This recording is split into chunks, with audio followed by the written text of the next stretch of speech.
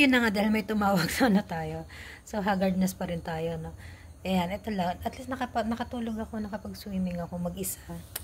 Ba yan, buong buhay mo, mag-isa ka na lang palagi. Charot. Hugot pa more. So, ayun na nga. Maganda rito. Napaka tahimik, very relaxing.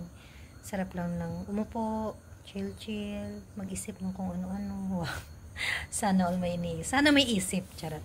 So, ayun lang. Diba, nakakatuwa. Minsan, see? Kung very creative kayo, sige, mag-isip kayo ng kung anong meron dyan. Minsan ganun ako yun. Wala lang. Kung ano nasa isip mo, tas parang something like that. Anyway, na-miss ko kayo mga kamay.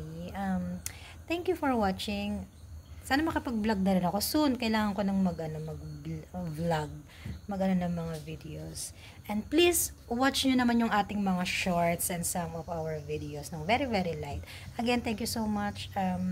Na-miss ko kayo lahat. Hindi ko na kayo shout out kasi baka may makalimutan ako, may magtampo. Anyway, please don't forget to like, share, and subscribe my Santos TV. Bye mga kamay!